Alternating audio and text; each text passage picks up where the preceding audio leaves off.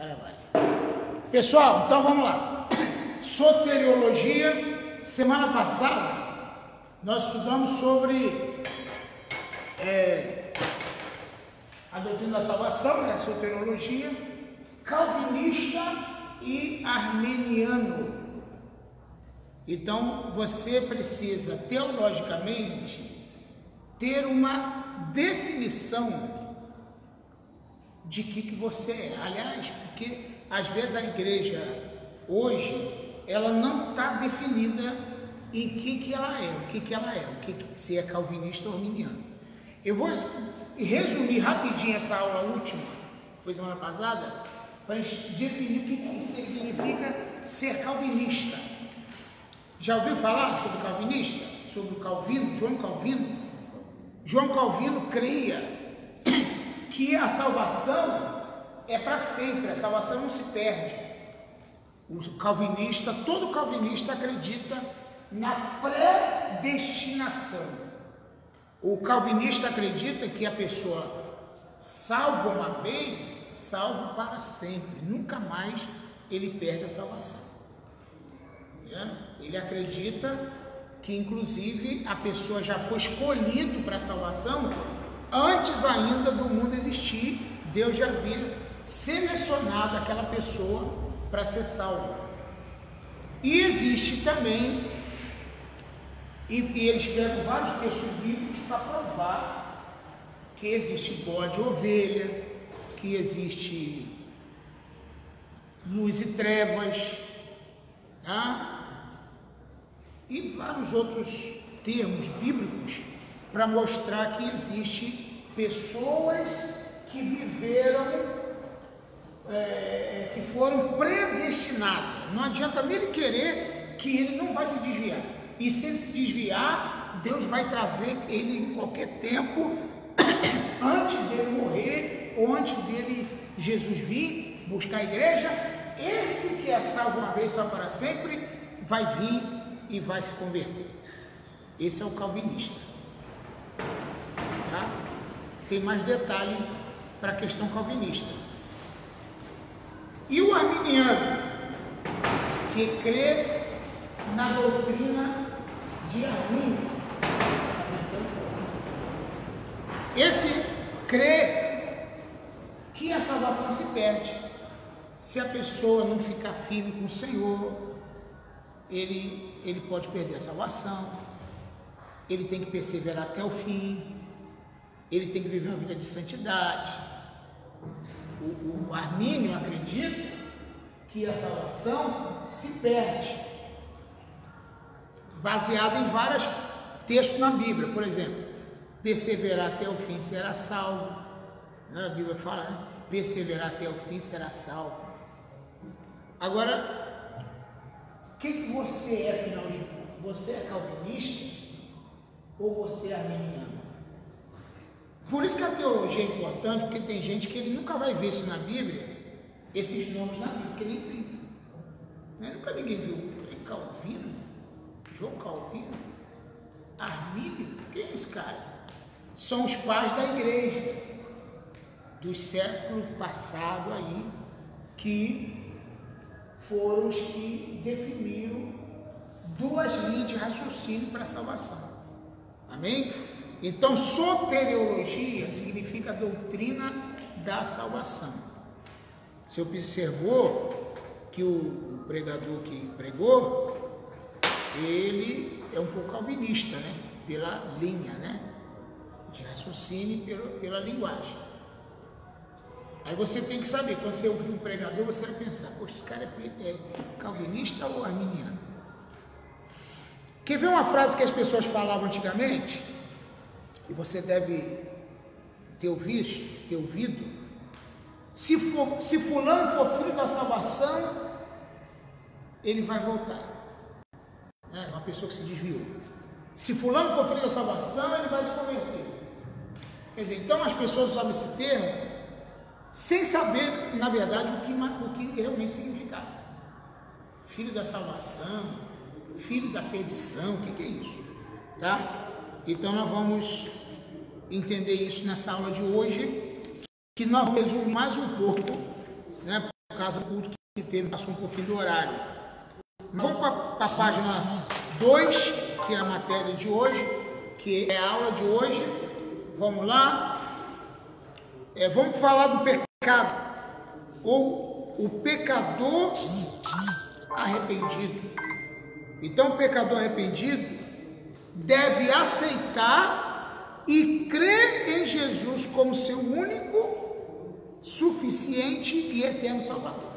Nós vamos falar um pouquinho desse termo aceitar, porque ele não é um termo necessariamente bíblico. O melhor termo para se usar não é aceitar, é confessar, tá? Então você tem que entender isso aí. Onde está escrito a palavra? Meu Deus, meu palavra está sujando aqui.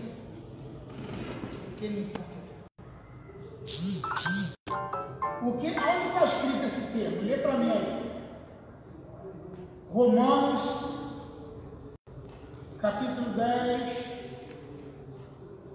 versículo 8 e 9. Por favor. Minha palavra está tristeza aqui. Uma série.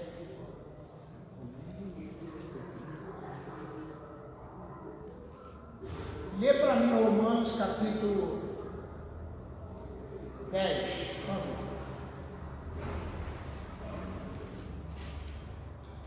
Capítulo 10, 8, né? 8 e 9. Mas que diz, a palavra está junto de ti, na tua boca e no teu coração. Esta é a palavra da fé que pregamos, a saber, se com a tua boca confessares ao Senhor Jesus, e em teu coração creres que Deus o ressuscitou dentre os mortos, serás salvo. Então, isso aqui, no versículo 9 está dizendo, a saber, se com tua boca confessares. Não tem nenhum lugar na Bíblia dizendo, se com tua boca você aceitar. Não está escrito. Você pode procurar à vontade, não está escrito aceitar Jesus, não está escrito, tá? Não está escrito aceitar Jesus em nenhum lugar. Está escrito confessar. Só que nós usamos a palavra aceitar, que na verdade ela não está muito errada se a gente entender por um lado positivo. Por exemplo, aceitar o quê?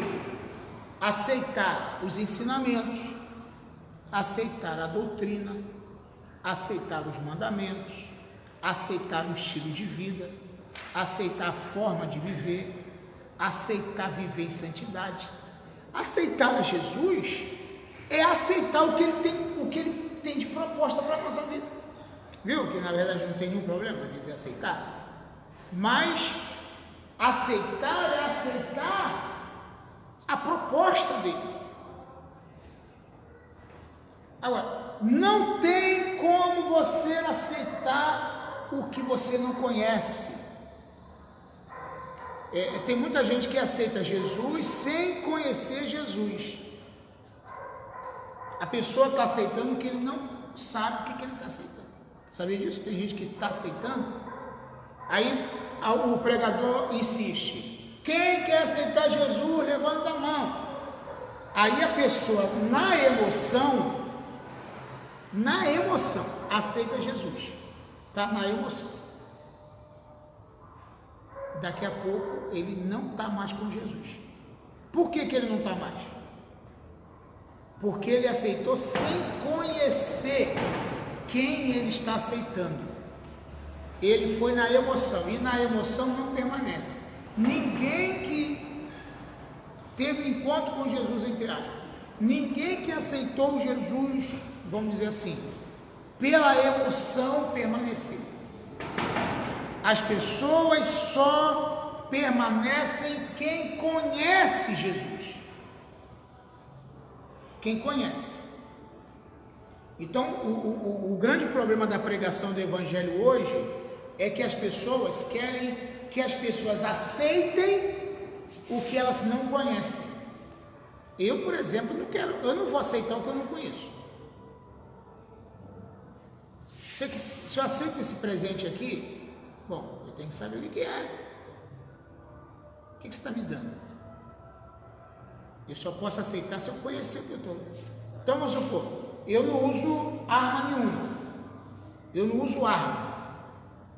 Né? Arma de fogo, nada disso. Aí alguém vem com uma caixa dizendo aqui, eu estou te dando um presente. E ali tem uma arma. Eu vou aceitar aquele presente? Não. Porque eu não uso aquilo. Eu nem conheço, para mim não serve. Então eu não vou aceitar.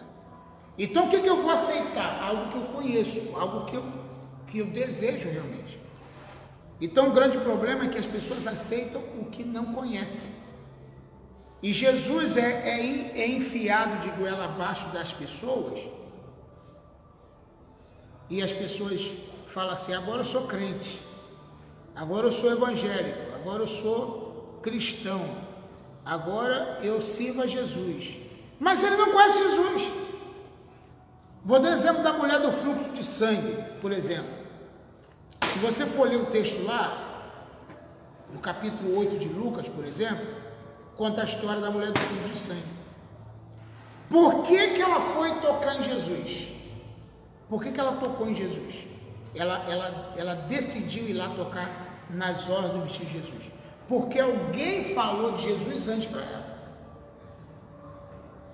Alguém falou para ela. O texto diz, e ela ouvindo falar de Jesus, ela foi e tocou.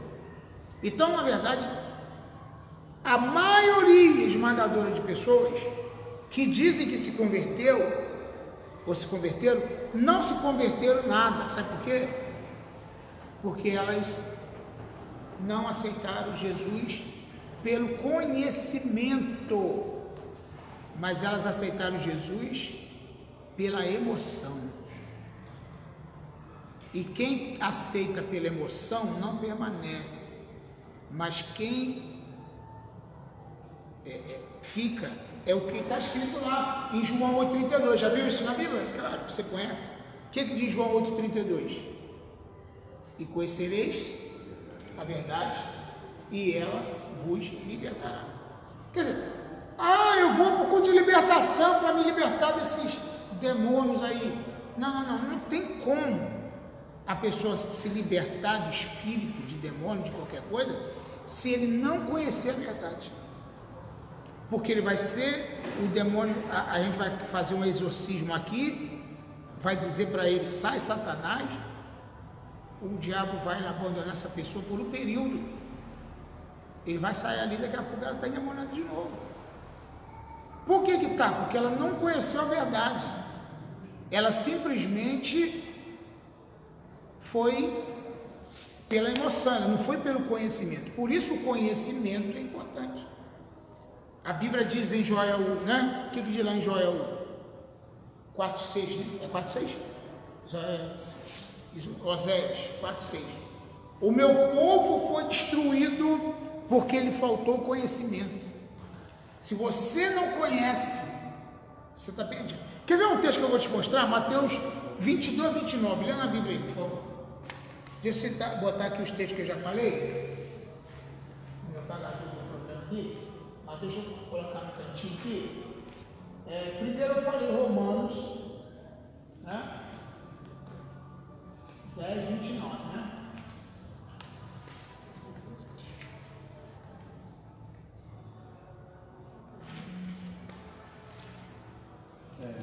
Não, é 9. 8 e 9. 8 e 9. Depois eu falei João, conhecereis a verdade, né? 8:32.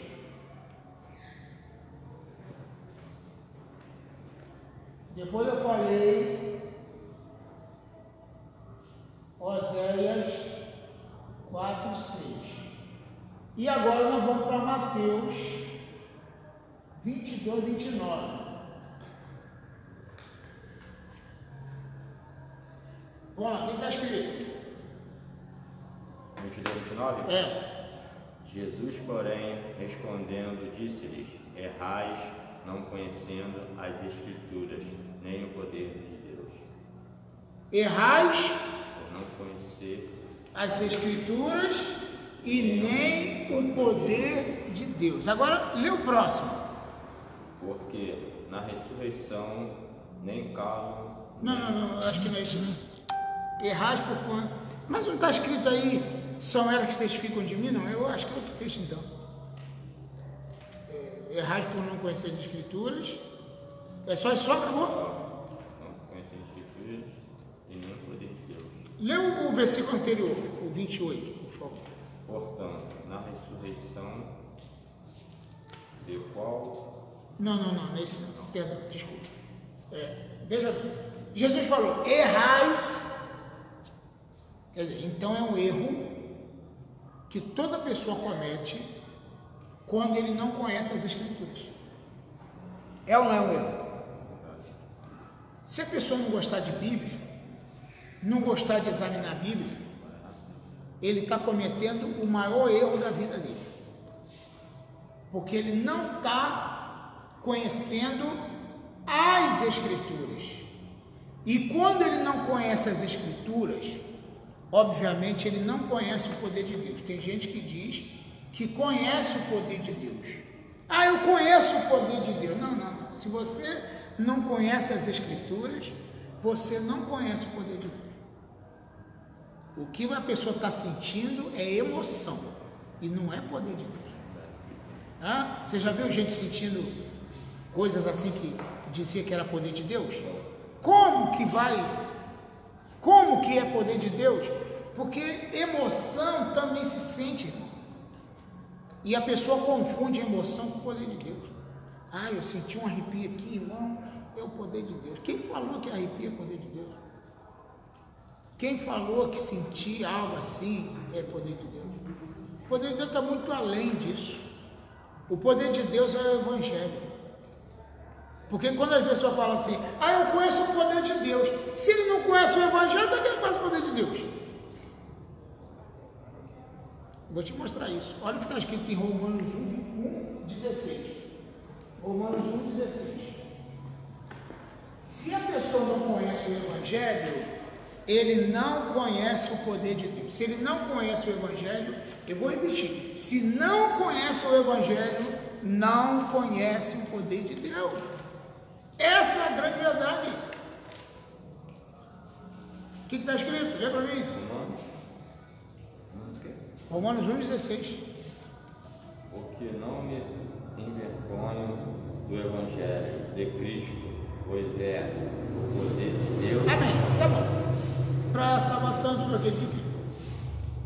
Não me envergonho do Evangelho, que é o poder de Deus. Amém? Agora, se você comparar Mateus 22:29, errais por não conhecer as Escrituras e nem o poder de Deus. Amém? O que é poder de Deus então? O Evangelho. O poder de Deus não é rodar, não. O poder de Deus é o Evangelho. Eu não me envergonho do Evangelho porque é o poder de Deus. O poder de Deus é o Evangelho. É a pregação da palavra. Esse é o poder de Deus. Deu para entender agora o que é poder de Deus? Porque tem gente que ele acha que o poder de Deus é uma... Foi falado até hoje aqui, né? Acha que o poder de Deus é uma... ele confunde manifestação com o poder de Deus. Foi falado hoje aqui. Às vezes está acontecendo uma manifestação e não quer dizer necessariamente que aquela manifestação é o poder de Deus. O poder de Deus é o esclarecimento. O poder de Deus é o entendimento do Evangelho. Esse é o poder de Deus. É o que liberta a nossa mente. É o que liberta o entendimento da pessoa. Esse é o poder de Deus. A maior prisão da pessoa é a prisão mental, lá na mente. Se a pessoa não for liberto na sua mente, ele vai ser escravo a vida inteira. Se a pessoa não for liberta na mente, no conhecimento, Conhecereis a verdade vos libertará. Então, se você não tiver... Agora, olha o que está... rapidinho aqui, só para a gente sair desse... Olha o que está escrito em João também, 8:36, é isso? 8:36. O que está escrito lá? 8:36. Se, pois, o Filho vos libertar, verdadeiramente sereis livres. Se o Filho vos libertar, verdadeiramente sereis livres. Entendeu? Então, aceitar Jesus ou confessar Jesus como o único e suficiente Salvador é você ter a liberdade, é ter a libertação em todas as esferas, em todo o sentido da tua vida, para que você possa desfrutar disso. Então, esse estudo aqui hoje é muito importante, eu quero caminhar contigo aqui para a gente não perder tempo. Aqui na apostila aqui, eles disseram, crê no Senhor Jesus e será salvo tu e tua casa. Atos 16:31. Para quem que Paulo e Silas falaram isso? Quem lembra? Para quem Paulo e Silas falaram isso aqui? Não. Soldado. Quase um soldado. O carcereiro de Filipos. O carcereiro. O cara era responsável de tomar conta de Paulo e Silas, que estavam presos. Quando Paulo e Silas estavam orando perto da meia-noite, veio um terremoto e as cadeias abriram. E ele era responsável por aquilo, pela prisão daqueles caras, do Paulo e Silas. E quando eles viram que Paulo e Silas estavam prestes a fugir, junto com os outros soldados também, os outros presos também, o carcereiro quis se matar, está na Bíblia. Ele pegou na espada e ia se matar. Mas por que ele ia se matar? Fala para mim. Porque os caras estavam fugindo? Ou porque a prisão estava aberta? Por que eles queriam se matar? Porque ele era responsável pela segurança ou pela prisão daqueles camaradas. E a responsabilidade dele era tão grande, que se ele deixasse alguém escapar, ele podia pagar com a vida dele. Então ele pensou assim, já que eu vou morrer mesmo, eu mesmo me mato. Né? Vou me matar mesmo, porque eu estou deixando os caras fugir. Quando ele ia se matar, Paulo agarrou nele e falou assim, opa, não te faça nenhum mal. Todos estamos aqui. Ninguém vai fugir. Estamos aqui. Aí o homem falou, senhores, o que eu devo fazer para me salvar? Agora tem um duplo sentido aí, né? Ele estava falando da salvação da vida dele, porque ele, né, o que eu vou fazer para me salvar agora? Ou da salvação espiritual? Das duas. Primeiro Paulo falou assim, fica tranquilo, crê no Senhor Jesus, está no versículo 31, crê no Senhor Jesus Cristo, e serás salvo tu e a tua casa. Quer dizer, então Jesus estava garantindo para ele que se ele cresce em Jesus, ele seria salvo. Amém? Entendeu? Tanto ele como a casa dele. Entendeu, Bangueira? Aí eu pergunto para você, salvar como? Da morte de morrer mesmo? Ou de uma morte espiritual? O que ele está falando? Que, se você for um pouco atrás, você vai ver que Paulo e Silas, eles cantavam, oravam e obviamente pregavam dentro da cadeia. E está todo mundo escutando, inclusive o carcereiro, a pregação. Quando eles saíram dali, da prisão, e o carcereiro levou Paulo e Silas para a casa dele, você teria coragem de levar um prisioneiro para a tua casa? E o carcereiro levou. Pegou Paulo e Silas e levou para a casa deles. Levou uns prisioneiros para a casa dele. E quando chegou lá, Paulo começou a pregar para eles. E a Bíblia diz que naquela mesma noite, o carcereiro foi batizado nas águas, com toda a sua família. Viu que coisa? Por que o carcereiro creu e aceitou o batismo? Porque foi falado para ele o Evangelho. Cadê? O Evangelho, o poder de Deus.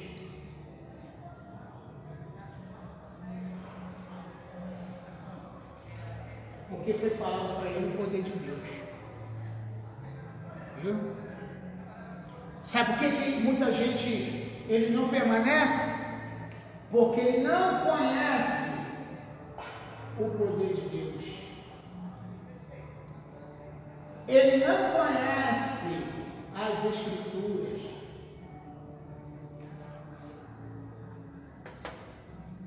Entendeu? A Bíblia, a Escritura, para ele é um aranhado de letra, um aranhado de palavra que é difícil de entender. Ele não quer nem saber de Bíblia. Eu te garanto, a maioria dos crentes não lê a Bíblia.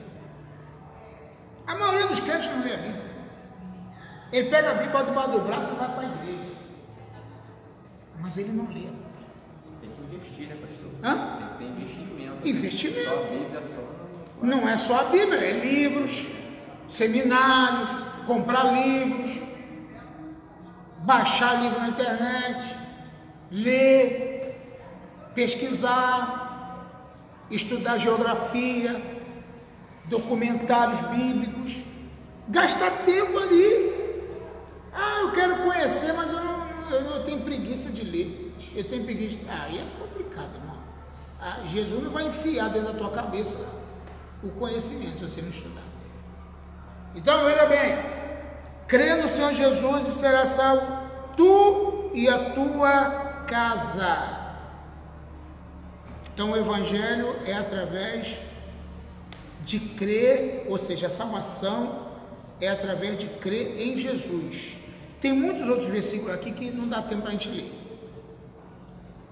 O alcance da salvação. Vamos para a parte 8 aqui, que aí você vai a sequência lá. Tem uma sequenciazinha na página primeira, na primeira página. O alcance da salvação. Assim como o pecado atingiu toda a estrutura do ser humano, corpo, alma e espírito, assim também a salvação alcança o homem integralmente para um grande mal. O maior dos remédios o maior dos remédios, no caso, é Jesus, né, no caso, tá bom? O mal não atingiu o homem em tudo. O mal não atingiu o homem em tudo. Afetou a alma do homem, afetou o corpo do homem, afetou o espírito do homem. O pecado. O pecado nos atingiu por inteiro. E toda a humanidade, não é? Por isso que eu falei na aula passada. Tem gente que ele está querendo fazer da Bíblia um conto de fadas. Ele está querendo fazer da Bíblia assim, uma coisa. Não, a Bíblia, ela tem fundamentos. Por exemplo, o pecado atingiu só quem ficou grande, quem cresceu? Não, a Bíblia diz que o pecado atingiu toda a humanidade. E as crianças, pastor? Atingiu as crianças? Atingiu todo mundo. E quando Jesus voltar, Jesus vai salvar só os adultos pecadores que têm consciência do pecado? Ou toda a humanidade vai ser punida pelo pecado? Toda a humanidade. Eu já falei na aula passada, vou repetir para vocês. Eu vou dar 3 versículos para você entender, que eu já falei semana passada. 3 versículos. Primeiro, a humanidade inteira, anota isso aí. Gênesis 8:21. A criança tem pecado e é mal desde a infância, desde criancinha. Você ensina uma criança a beliscar a outra? Você ensina a criança a bater na outra? Você ensina a criancinha pequenininha a beliscar? Não. Ela aprende sozinha. Sabe por quê? Porque o mal está nela. Sabe o que você tem que ensinar? Respeitar, amar. Você tem que ensinar. O ser humano, a gente tem que ensinar coisa boa, porque o mal já está nele. Deu a entender? Semana passada eu saí meio por causa do sentido das crianças, o debate semana passada foi em relação às crianças. Fala. Jesus diz, mas aí a gente sai do senhor está falando aqui já no Antigo Testamento, né? Porque a geração do povo, ultimamente era mau o coração do povo. Mas Jesus, deixais vir até a mim as crianças, porque delas são o reino do céu. Isso. Amém? Isso. Tá bom. Só mas ele está falando nesse sentido do quê, pastor? Vou te falar. Da inocência da criança, não? Não. Vou te falar aqui. Vou chegar nesse versículo. Lê aí o texto que Jesus falou isso aí, quando ele chamou as crianças. Vai procurando depois de você. Lê isso aqui agora também, ó. Provérbios.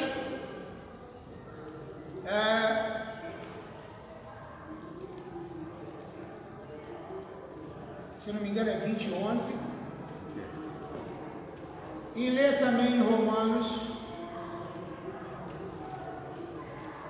3:23. Isso aí são versículos que eu falo. Agora vamos lá para o texto aí que você falou, deixar vir as minhas criancinhas. Eu preciso falar isso aqui, que tem gente que ele fica assim, Jesus falou para deixar vir as minhas criancinhas, porque delas é o reino de Deus. Tem que ler o contexto do texto, já achou? Mas vamos ver, tem que ver. Onde está escrito aí isso aí? Quando Jesus chamou as crianças, né? Mateus. Quando Jesus chamou as criancinhas e Jesus estava pregando, as criancinhas veio e os discípulos queriam impedir, atrapalhar. Mas vamos ver o texto. Vamos ver o texto.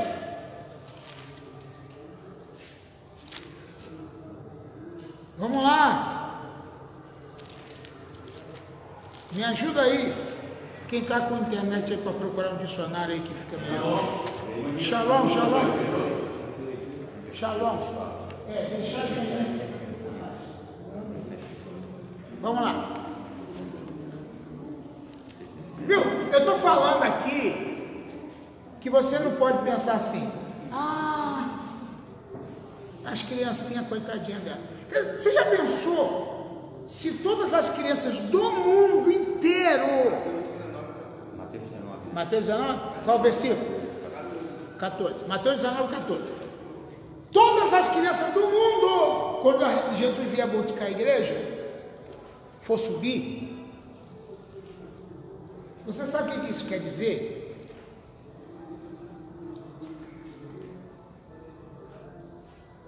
Que o sacrifício de Jesus não valeu para nada, porque na verdade todo mundo é pecador. Todo mundo é pecador. 19:14. Mateus 19:14. Então vamos ver aqui.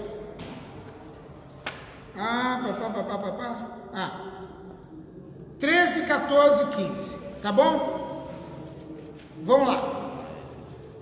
Depois trouxeram crianças a Jesus, para que ele impusesse as mãos e orasse por elas. Olha o versículo. Mas orasse por elas. Mas os discípulos os repreendiam. Quer dizer, tipo assim, não. Criança não. Não traz criança não, porque... Então Jesus disse: deixem vir a mim as crianças e não as impeçam, pois o reino dos céus pertencem aos que são semelhantes a elas. Inocente, não? Não. O que é o reino de Deus? Fala para mim o que é o reino de Deus. salvação? Não. O reino de Deus não é salvação. O reino de Deus é isso aqui. O reino de Deus, tem gente que ele confunde salvação com o reino de Deus.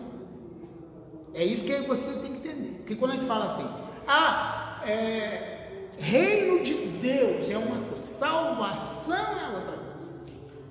Por que que é? Vou te mostrar. Primeira coisa que Jesus está dizendo é o seguinte: você tem que ser, para estar no reino de Deus, você tem que ser uma pessoa sensível, perdoadora, que não guarda rancor, que não guarda mágoa, que a criança é assim, ela recebe um beliscão da outra, chora, bate uma na outra, depois está de bem. Não é isso, é verdade? É assim que nós devemos ser dentro do reino de Deus. O reino de Deus, querido, nós não vamos para o reino de Deus. Ninguém vai para o reino de Deus. Pastor, isso soou estranho. Não. Primeiro que o reino de Deus vem até nós. O reino de Deus não é para ninguém ir. O reino de Deus, em vez de você ir ao reino, o reino de Deus, ele não foi. A gente não vai para o reino. O reino de Deus vem. Como é que eu vou te provar isso? Vamos voltar um pouquinho, vira a página aí. Mateus capítulo 6, versículo... Mateus capítulo 6, versículo...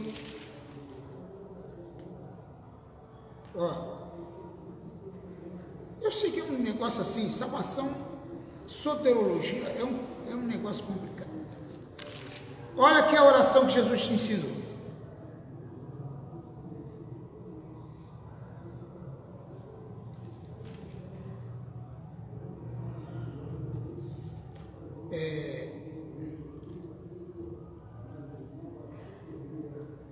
Versículo 10, 6:10.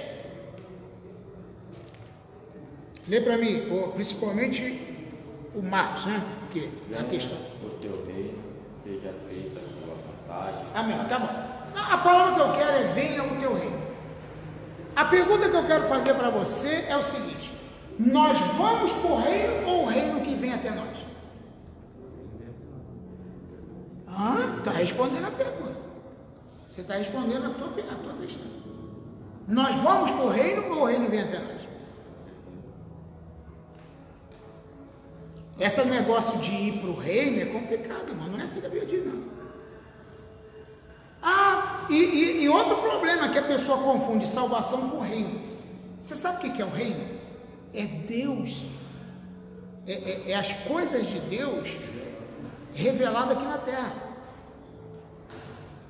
A oração tem que ser assim: Senhor, venha o teu reino.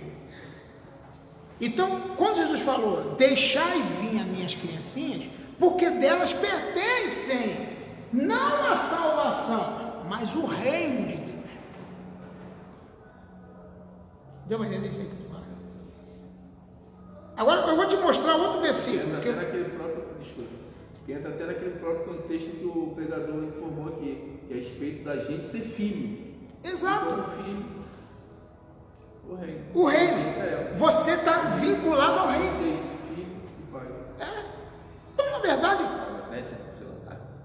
para você entender um pouquinho a questão que eu falei com o pastor aqui, para você entender o porquê desse assunto, que eu perguntei para o pastor, eu falei, pastor, mas essas criancinhas que nasceram, e assim, vamos supor, aí através de um acidente, elas morrem, não tiveram nem tempo de conhecer Jesus. Aí o pastor está falando que não tem salvação. Não!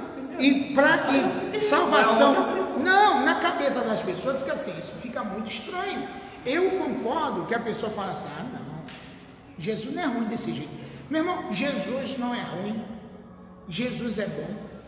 E outra coisa, quando eu falo que não vai ser arrebatada ou não vai ser ressuscitada, eu não estou dizendo que vai para o inferno e pagar lá no fogo do inferno também, não. Isso é uma sequência de estudo que a gente tem que entender. Porque quando a gente fala assim, se não vai ser salvo, então vai para o inferno. Quem falou isso? Nada disso. Se não vai para o céu, aí a pessoa fala assim, não, para mim se não vai para o céu, só pode ir para o inferno. Meu irmão, existe muita coisa aí. O juízo final, o trono branco, é um negócio assim que você precisa entender. Jesus não vai botar no inferno quem realmente não teve prática nenhuma para merecer isso. E nem no Antigo Testamento, ele mandava matar as crianças, não é porque ele mandava matar que não seria salvo, né? Correto? Claro, essas crianças vão para onde? Vai para o céu? Matavam as crianças no Antigo Testamento. O próprio Deus mandava matar todo mundo. Elas vão para onde? Isso tem que ser uma conversa muito elaborada. Muito longo. Isso é muito longo, não vai se explicar agora. Entendeu? Agora, quer ver outra questão do reino? Que as pessoas se confundem às vezes? A questão do reino? Confunde reino com salvação. Por exemplo, você está no reino. Você está no reino. Você está no reino. Eu estou no reino. Eu já tenho que viver postura de reino. Porque eu já estou no reino. Já não sou mais eu que vivo, mas Cristo vive em mim. Eu já estou no reino. Eu não vou para o reino.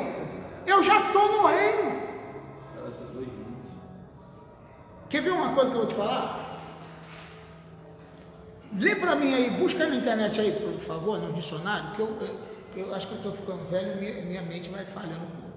Está escrito o seguinte: o reino de Deus já está entre vós. Procure isso aí na Bíblia. O reino de Deus já está entre vós. Quem falou isso foi Jesus, hein? Lê para mim aí, busca aí. O reino de Deus já está entre vós. Entendeu?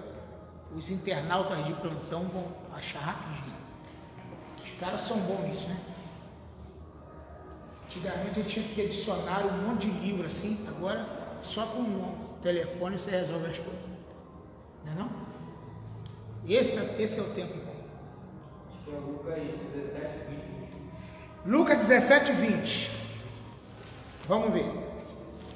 Por isso, ô Marcos, ninguém vai para o reino. O reino é que vê até a gente. Essa aí porque dos tais é o reino de Deus. Quer dizer, a pessoa confunde reino de Deus com salvação. Não pode confundir uma coisa com a outra. Vai ter gente 17 e 20, Lucas. Vai ter gente que vai ver o reino de Deus de longe, mas não vai entrar nele. Eu vou falar isso rapidinho. Ó, 17 e 20. A vida do reino de Deus. Certa vez, tendo sido interrogado pelos fariseus sobre quando virá o reino de Deus, Jesus respondeu: o reino de Deus não vem de modo visível, nem se dirá aqui ou ali ou tal, porque o reino de Deus está entre vocês. Quem era o reino de Deus que Jesus estava falando? Ele mesmo. Então não se vai ao reino de Deus, o reino de Deus é que veio. Você não vai para o reino, ele é que veio. E quando você está em Cristo, sabe o que aconteceu com você? Você entrou no reino. Quando você entregou a vida para Jesus, você entrou no reino. Porque Jesus é o reino de Deus. Jesus é o reino de Deus. Por isso que você tem que entender o seguinte: não as impeçais, porque delas também é o reino de Deus. Ou seja, o que Jesus quis dizer? Deixa as crianças, preguem para elas, ensinem elas, porque elas precisam e merecem e necessitam, tanto como vocês, do reino de Deus.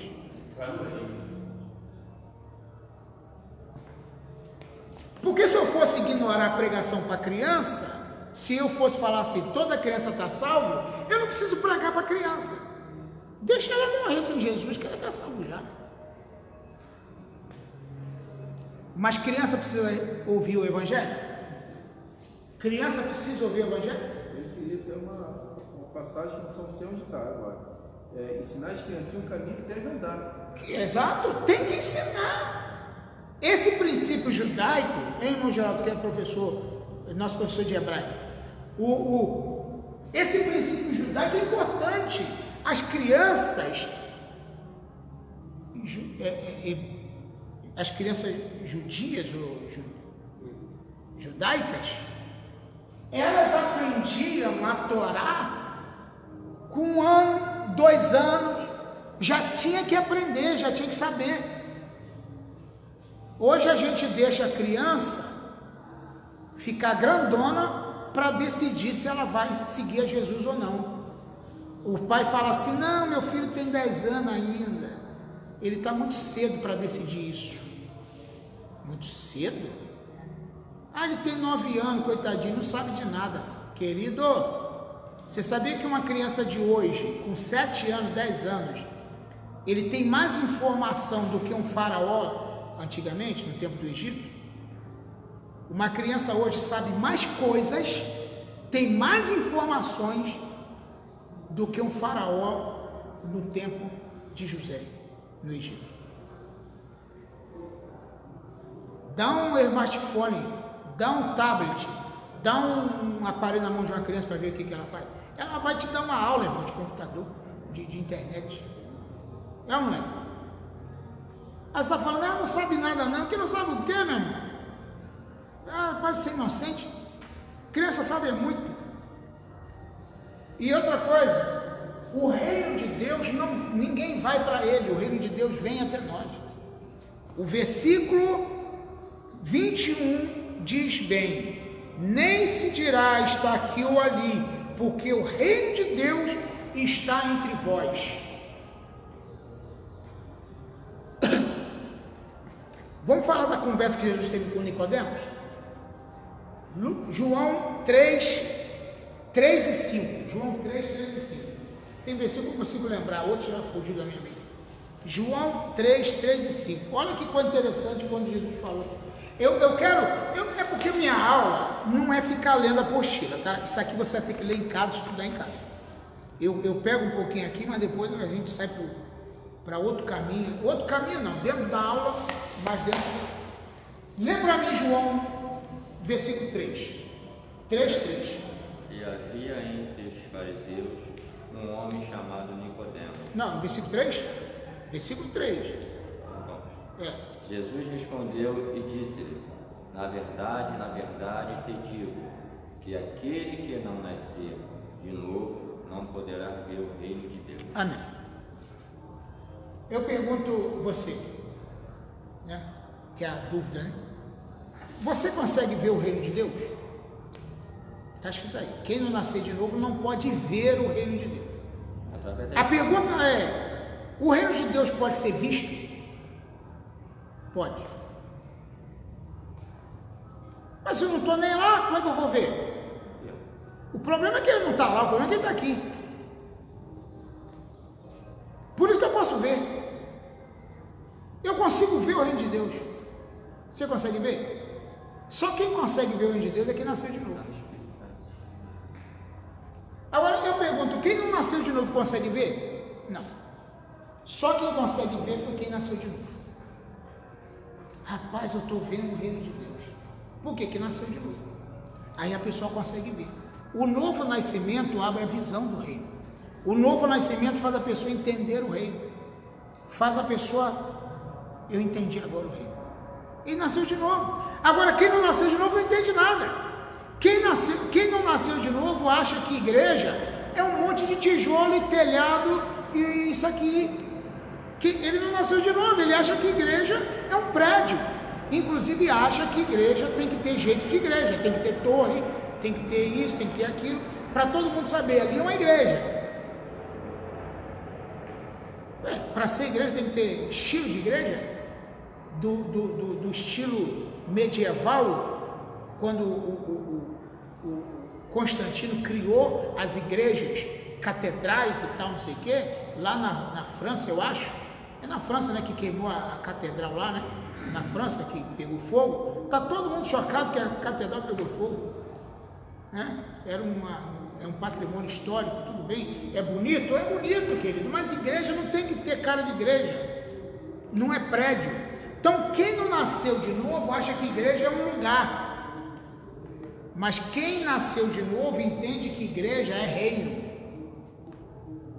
E que o reino de Deus você pode ver. Eu estou vendo o reino de Deus.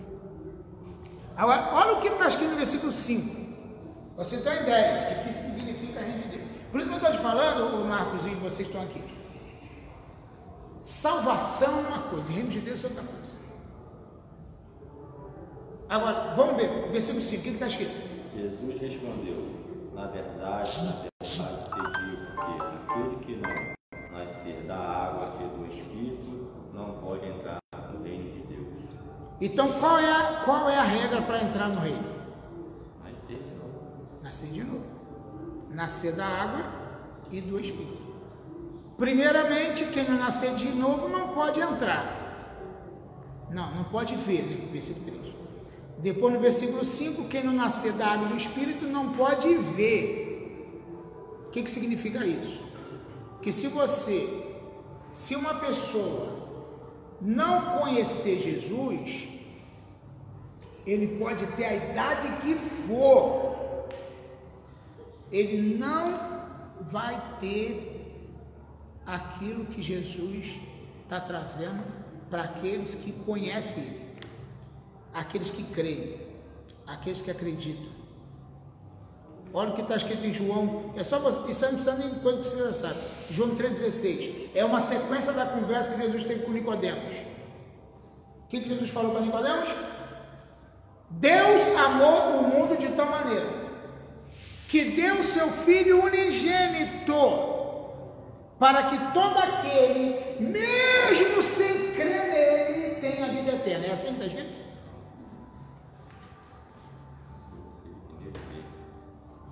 E se alguém morrer sem crer? Se alguém morrer sem crer? E quem a gente quer que botar na vida eterna sem crer? A gente quer botar um monte de gente na vida eterna sem crer. Por quê? A gente quer botar quem nunca ouviu o Evangelho, a gente quer botar no reino de Deus, na salvação, na vida eterna, quem é gente boa, sem ele crer, basta ele ser gente boa. Ele precisa nem crer. O cara foi bom, foi marido de uma só mulher, o homem foi gente fina, trabalhador, honesto, pagou suas contas e foi um cara legal, tá? Um senhor bem, mas ele não creu. Não precisa crer, só ser gente boa. É assim que a Bíblia diz? O que a Bíblia diz? Tem que crer. E se alguém morrer sem crer? Aí eu volto à questão das crianças. A criancinha morreu sem crer. Ela vai ter vida eterna? Ela morreu sem crer. Ela vai ter vida eterna por causa disso? Sabe o que acontece com o Evangelho? É que a coisa está tão mamãozinho com açúcar, a gente está dando jeito de facilitar tudo, que aí o Evangelho fica fácil. Aí fica fácil, aí fica molezinho. Não precisa ninguém crer. Basta não ter conhecimento da palavra que está tudo certo. Mas se você ler o que está escrito em João, em Romanos 3,23, está escrito. O que está escrito? Todos pecaram. Todos quem? Todo mundo. Não tem A nem B. Todo mundo pecou. Todo mundo. Mas por que a pessoa nem cometeu nenhum pecado? Assim, não adulterou, não roubou, não fez nada.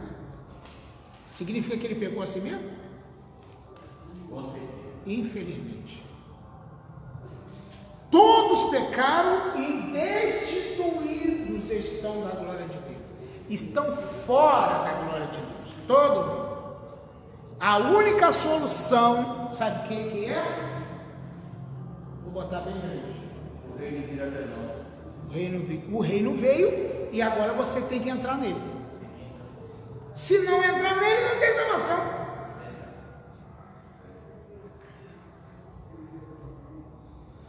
Se você não entrar no reino, através da fé, por crer, você não tem salvação. Adianta ser gente boa? Não. Adianta ser inocente? Não. Porque todo mundo pecou. Cadê o meu negócio aqui? Então, todo mundo pecou? Quer ver? É fácil isso. É só você ler também aqui, ó. Romanos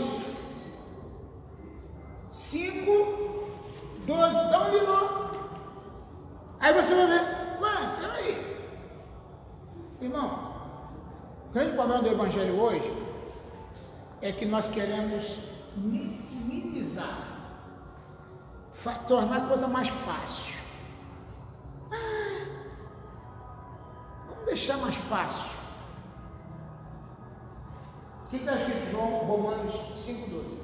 Pelo que como por um homem entrou o pecado no mundo, e pelo pecado a morte, assim também a morte passou a todos os homens, por isso que todos pecaram. A morte passou para quem? O que significa a morte? A palavra morte aí significa o quê? Porque morte, a palavra morte aí, ela tem três significados. Adão morreu em 3 áreas. E qual áreas? Qual foi os 3 níveis de morte que Adão morreu? Ou que o ser humano morreu? Morte espiritual, morte física e morte eterna. A primeira morte de Adão foi a espiritual. Deu para entender? A segunda morte de Adão foi a física. E a terceira morte de Adão foi a eterna. Morte eterna. Por isso que o texto diz aqui, ó.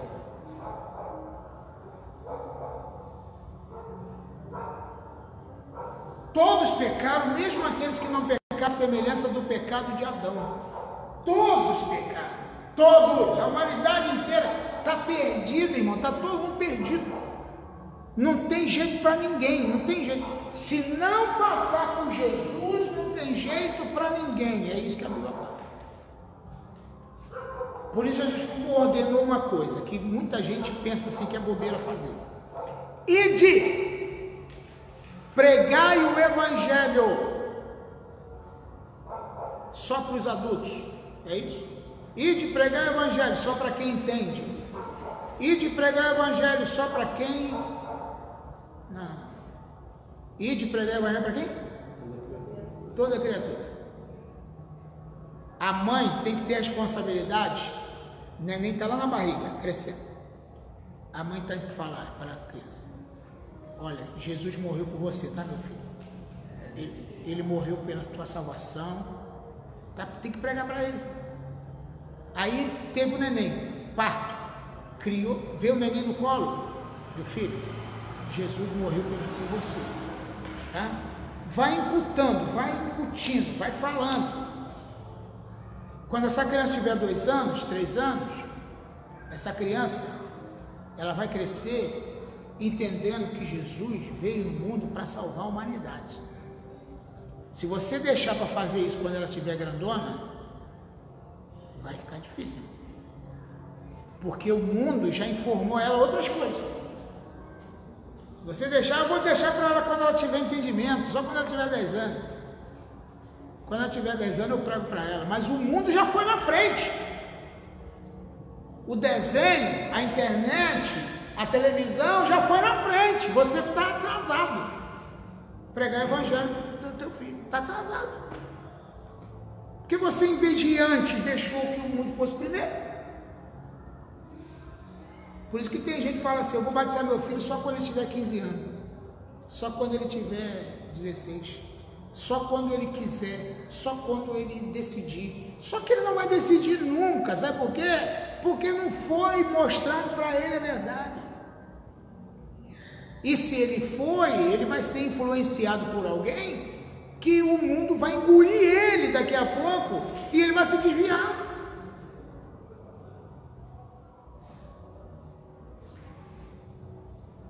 Lê de novo aqui para mim, por favor.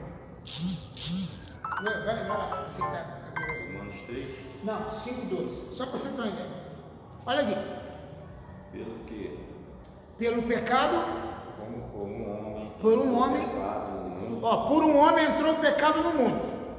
E pelo pecado a morte. A morte. Assim também a morte passou a todos os homens. Agora, É importante você entender que quando a Bíblia fala passou todos os homens, você tem que ter um entendimento mais amplo. Quando fala homens, vamos trocar a palavra para todas as pessoas, por exemplo, ou todos os seres humanos. Só para você entender. Quando fala homens, aí a pessoa tira a criança fora. Aí é só homem. Incluindo todo, geral. Homens significa toda a humanidade. A morte passou para toda a humanidade. E só tem um jeito de livrar essa pessoa disso. Qual é o jeito? Jesus.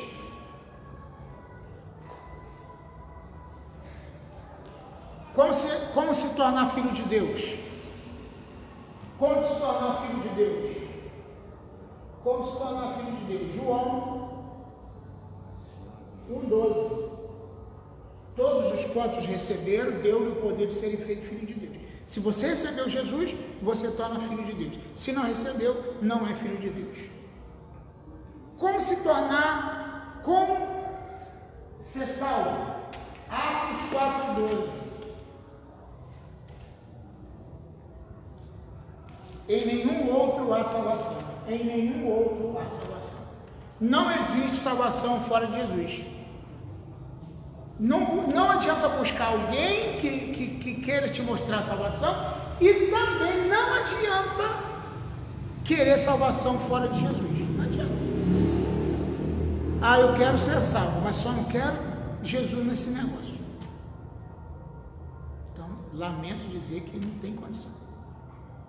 A salvação só em Jesus. Eu sou enfático em dizer isso. Tem gente que brigou comigo, que eu fiz um vídeo na internet e falei, não adianta, irmão, a Bíblia é a Bíblia. Se não tiver compromisso com Jesus, não tem salvação. Não tem salvação. E não confunda o reino de Deus com salvação, que é outra coisa diferente.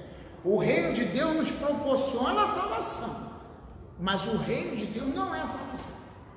Porque tem gente que fala assim, quando eu entrar no reino de Deus, quando eu chegar no reino de Deus, a pergunta que eu faço, você não chegou ainda?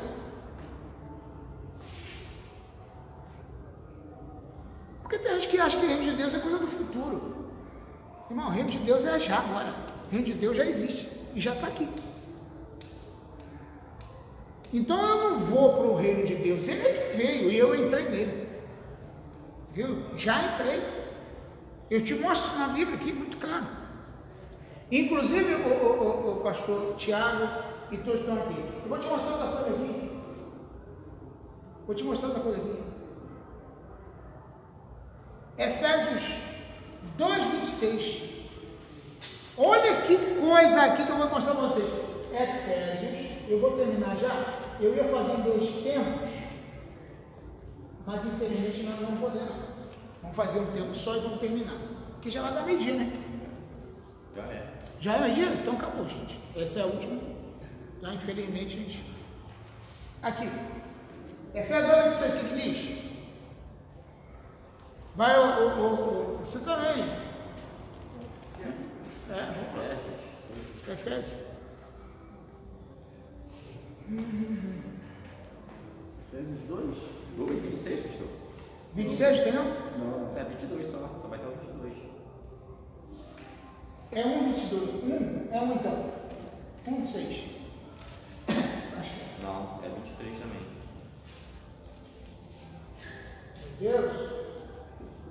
Errei tudo? 23. Perdão. É 2,6. Agora eu vou acertar. 2,6. Vamos ver se. Assentado nos lugares celestiais. Vê se é isso. E nos ressuscitou. Tá, isso é. 2,6. Juntamente com ele, e nos fez assentar nos lugares celestiais em Cristo Jesus. A pergunta que eu faço é o seguinte: você vai ser ressuscitado ou já ressuscitou? Essa é. Já fomos. Já fomos. Quando eu ressuscitar, você já foi ressuscitado. Esse é o grande problema da teologia, porque tem gente que está guardando lá na frente, quando já aconteceu. Ó, e já nos ressuscitou com Cristo, então significa que você morreu para o mundo e ressuscitou para Cristo. Então você já ressuscitou, amém? Agora, outra coisa interessante, você também não vai assentar nos lugares celestiais, não. Você já está sentado no lugar celestial. Viu que interessante? São coisas que já aconteceram. E até dentro desse contexto aí da salvação, alguns pensam que vão morar no céu, né? Essa questão de morar no céu eternamente é uma questão que você tem que estudar muito. Porque o fato de você ir para o céu e Jesus nos levar para o céu, não quer dizer necessariamente, pastor Thiago, que significa direto lá no céu. São períodos. Porque vai chegar um tempo que céu e terra será a mesma coisa. Então, o céu e a terra vai ser tanto a mesma coisa que não vai ser diferente, não vai ter diferença se você está lá ou está aqui. O que é importante é você estar com Jesus. Jesus falou: onde eu estiver, estejais vós também. Onde eu estiver. Então, estar com Jesus, porque quando a gente fala céu, a gente pensa rua de ouro, mar de cristal, não sei o que, não sei o que, não sei o que, não sei o que, não sei o que. Essas questões figurativas de céu que a gente dá para o céu, rua de ouro, mar de cristal, e não sei o que, e não sei o que. Vamos lá mais fundo no negócio. O que o texto diz? Nos ressuscitou juntamente com Ele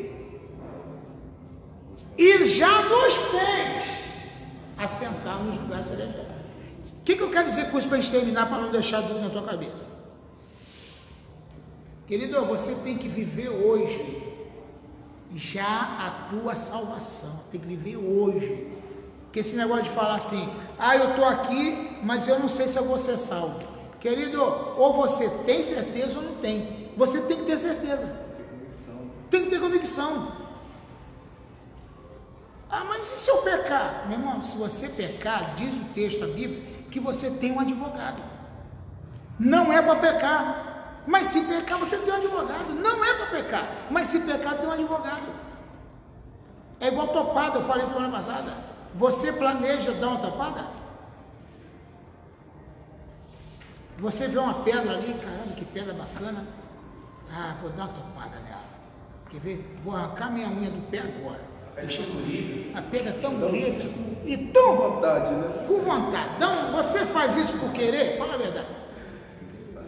O pecado tem que ser um acidente na vida da pessoa e não uma coisa planejada. Se você pecou planejando, não resta sacrifício para você. Hebreus está dizendo isso. Mas se você pecou acidentalmente e logo se arrependeu, você está salvo. A Bíblia não diz que você nunca mais vai pecar. Onde está escrito que você nunca mais vai pecar? Todo mundo vai pecar. Mas se você pecou acidentalmente, é uma coisa. Agora, se você pecou, fala assim, poxa, tal dia eu vou pecar, vou fazer isso, vou fazer aquilo, e planejou o dia, o horário, tudo direitinho. Você falou assim, não, eu vou pecar, porque eu sei que Jesus vai me perdoar mesmo, está escrito na Bíblia, Ele vai me perdoar. Eu vou pecar hoje, Ele me perdoa amanhã, e se eu pecar amanhã, Ele me perdoa depois de amanhã. Então, eu vou viver uma vida de pecado. E se você viver assim, está perdido. Agora, se você viver uma vida de santidade, e por acaso você pecou, e aí? Você tem um advogado. Viu a diferença da pessoa que peca voluntariamente para aquela pessoa que planeja pecado? É uma diferença grande. Nós, cristãos, somos pecadores. Mas não somos pecadores que nos conformamos e gostamos de pecar. Eu não gosto de pecar, mas eu peco. Amém ou não? Quem peca aqui? Você peca não? Então, mas eu gosto. Eu me sinto mal pra caramba quando eu peco. Quem se sente mal aí? Eu me sinto. Não é não?